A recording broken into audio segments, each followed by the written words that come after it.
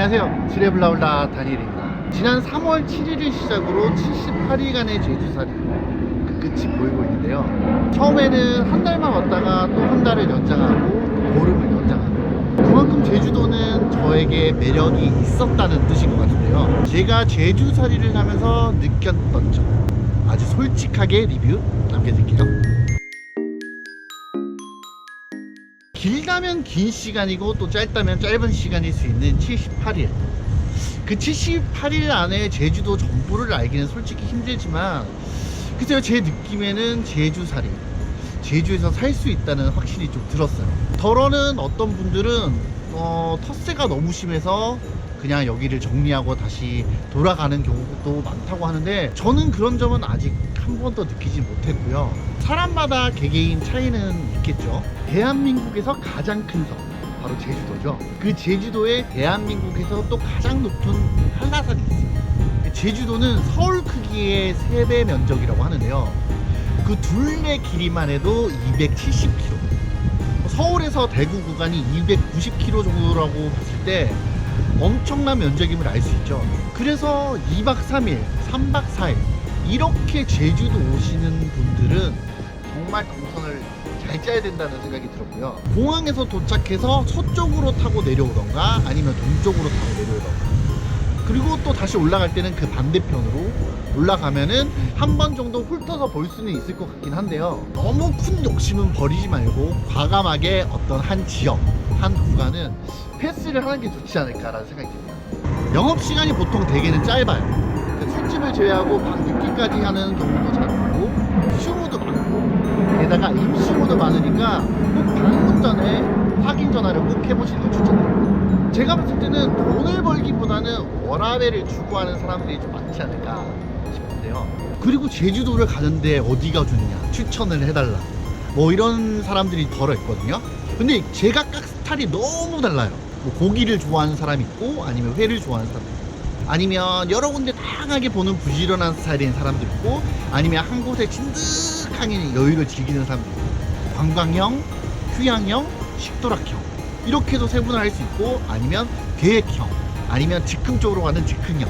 정말 귀한 시간, 소중한 시간을 내서 여행을 왔는데 여행하는 일행이 여행 스타일이 안 맞으면 정말 피곤하죠.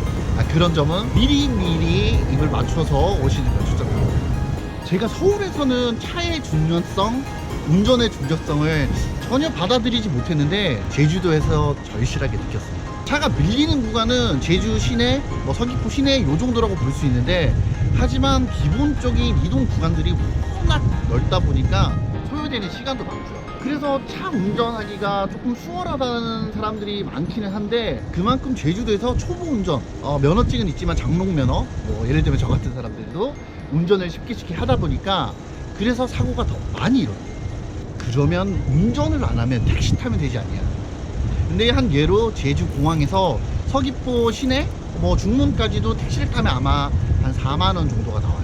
근데 이제 이동 구간들이 워낙 많고 한 곳에만 머물러 있진 않을 거잖아요.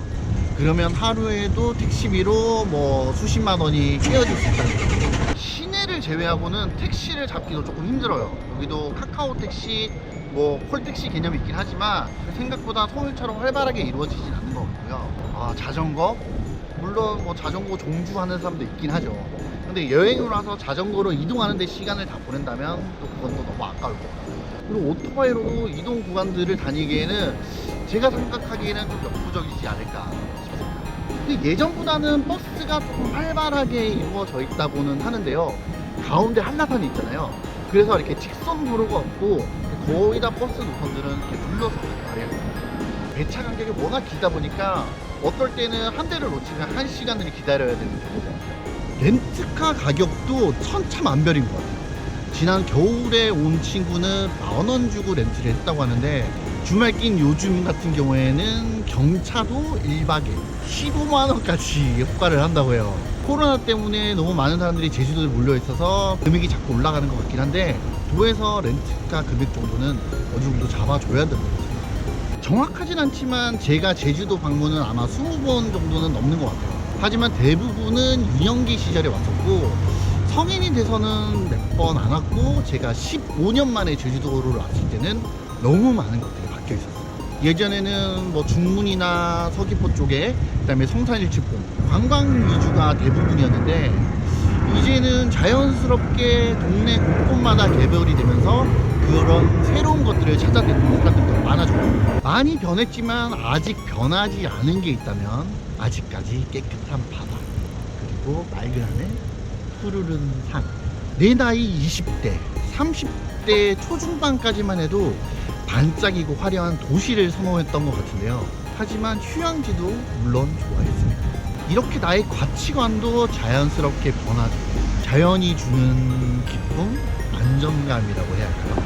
차로 20분 정도면 제주 어디서든 나와 가장 가까운 바다를 곱게 뻗은 야자수가 이곳이 캘리포니아다, 하와이라고 부른 것처럼 제주가 주는 풍경의 아름다움은 여느 해외 휴양지 못지 않나요? 서울 강남보다 비싼 물가, 음식도 사 먹어야 되고 렌트도 해야 되고 좀 괜찮은 숙소를 잡으려면 정말 만만치 않은 비용이 들어가는데요. 제가 20, 30대에는 그냥 이 돈 주고 제주도 갈 바엔 동남아 가서 좀 더 호기롭게 생활을 하자 라는 생각이 좀 더 많았던 것 같아요. 그러면서 자연스럽게 제주도를 좀 놓고 있었던 건 아닌가 싶은데요. 지난 12월 30일을 다짐했던 40대, 한 달 살기로 시작했던 제주도의 그 끝이 보이고 있는데요. 2021년 그 봄은 정말 따뜻했고, 돈을 벌고 안 벌고가 중요한 게 아니라 그보다 더 값진 시간과 추억을 얻었다고 생각합니다. 스트레스 하나 없이 제 삶의 만족도를 높이면서 그 행복감을 찾았던 순간, 그 순간을 함께 채워줬던 74명의 친구, 가족, 지인분들께 진심으로 감사를 드리고요. 오늘을 끝으로 다니엘의 제주 라이브 시청해 주셔서 대단히 감사합니다. 또 다른 다니엘의 여정으로 인사드리겠습니다.